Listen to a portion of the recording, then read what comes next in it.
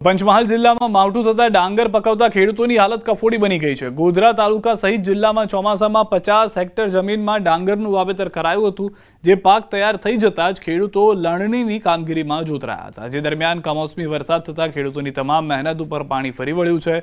છકડિયા ગામના ખેડૂતો માત્ર ડાંગરની ખેતી કરતા હોય છે। ખેતરમાં ડાંગરનો પાક કાપી મૂક્યો હતો, ત્યારે ધોધમાર વરસાદ થતા જ ખેતરોમાં પાણી ભરાઈ ગયા હતા, જેથી ડાંગર પાણીમાં ડૂબી જતા જ ભારે નુકસાન થયું છે। બીજી તરફ સૂકો ઘાસચારો પણ પલળી જતા ખેડૂતોની હાલત દયનીય બની છે। માત્ર ખેતી કરી જીવન નિર્વાહ કરતા ખેડૂતો સરકાર પાસે સહાયની માંગ કરી રહ્યા છે।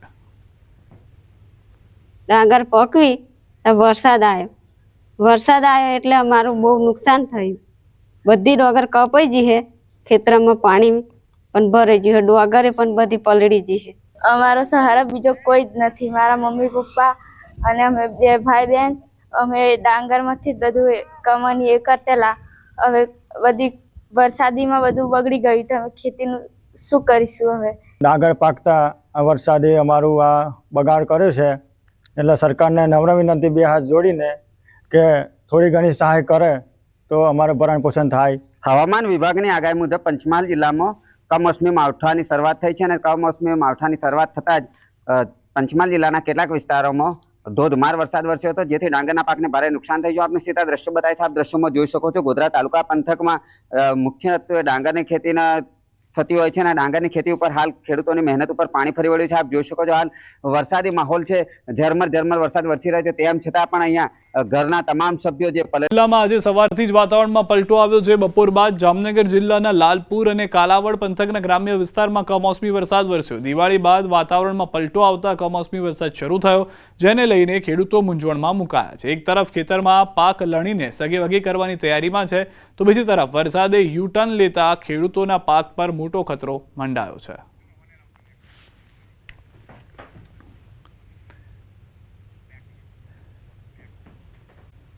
આગાહીની અસરના ભાગરૂપે પોરબંદર જિલ્લા સહિત અનેક જિલ્લાઓમાં કમોસમી વરસાદ પડી રહ્યો છે। દરિયામાં જાયરલ ડિપ્રેશનના કારણે આ દરિયામાં તોફાની બનતા દ્રશ્યો પણ જોવા મળી રહ્યા છે, જેના કારણે ડ્રેજિંગની કામગીરીમાં જોડાયેલ બાજ પોરબંદરના દરિયાકાંઠે તણાઈ આવ્યું છે। પોરબંદરના સોમનાથ મહાદેવ મંદિર નજીક કાંઠે બાજ તણાઈ આવતા ત્યાં રહેલ ટેટા, રાપોલ તથા કાંઠા સાથે આ બાજ અથડાતું જોવા મળ્યું હતું।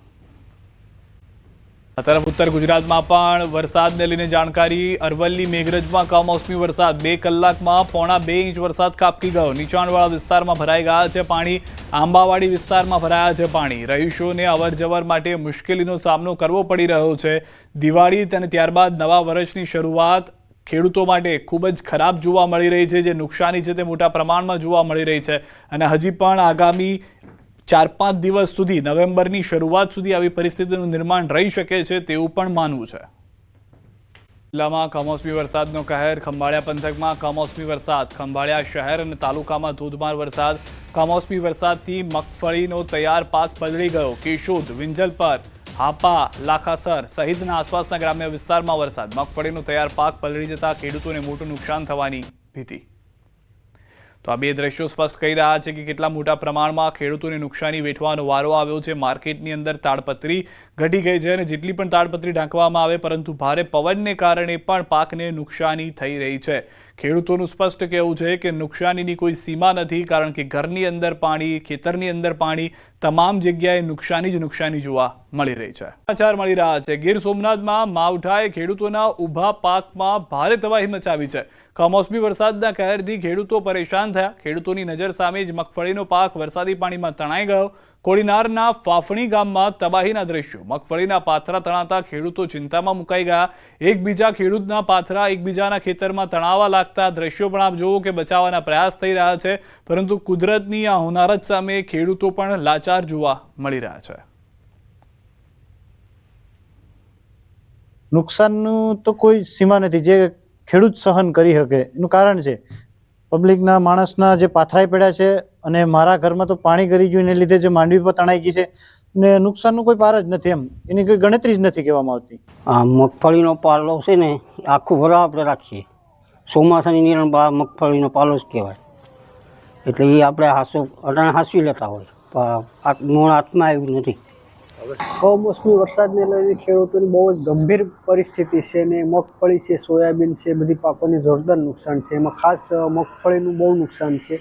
ઘણા ખેતરોમાં પાથરા તણાઈ ગયા છે, ઘણા ઢગલાવાલા થયા છે અને નિરણ 70 થી 80% જે ઢોરનો સારો છે એ બગડી ગયો છે. બધાને માંડવીના ઢગલા ખેતરોમાં પડ્યા છે, પાલા પડ્યા છે, પાથરા પડ્યા છે અને પાથરા તણાઈને પણ ગોવામાં આ જાય છે. તમે જોઈ શકો છો, નદીના પટ ઉપર જાઓ તો